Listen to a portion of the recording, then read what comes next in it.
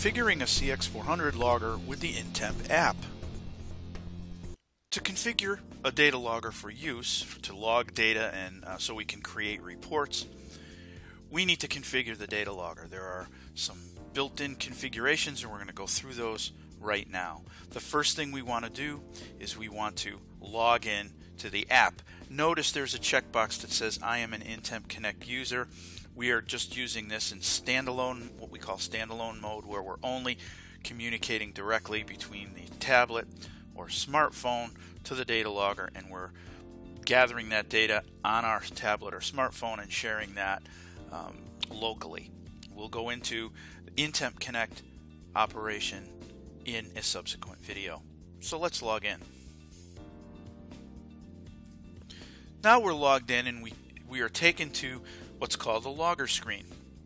And this is where we can see all of the data loggers that are currently within range of the Bluetooth Low Energy wireless signal. We only have the one data logger, which is what we want to work with. So to configure this data logger, we will tap on its name. By default, with new data loggers, the name is always the serial number. Let's tap on it. And we can see we're connecting to it. So now we are connected to this device. We have several menu options. We can configure the device. We can download previously recorded data that's still in memory.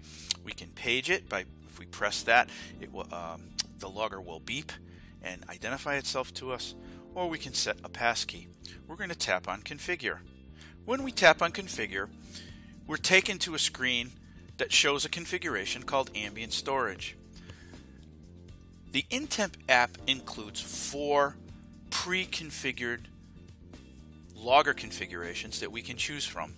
There's also a way to create your own custom configurations, and we'll go through that in a subsequent video. To scroll through the different configurations, simply swipe with your finger from right to left across the screen. So this one is called ambient storage. You can see the configuration here. A 5-minute logging interval.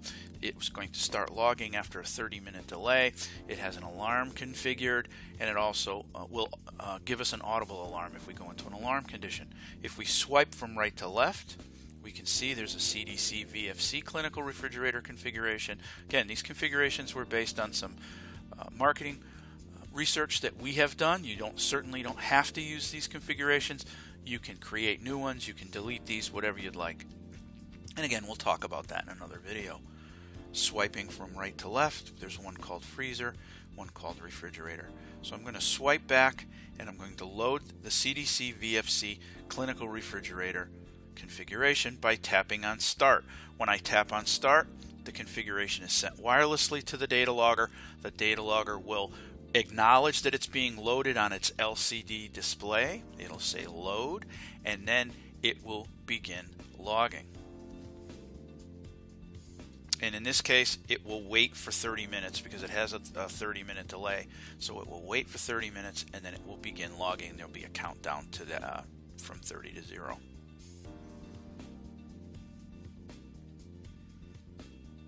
And we can see our configuration was successful. And if we disconnect from the data logger, we'll see there it is, and it's awaiting a delayed start.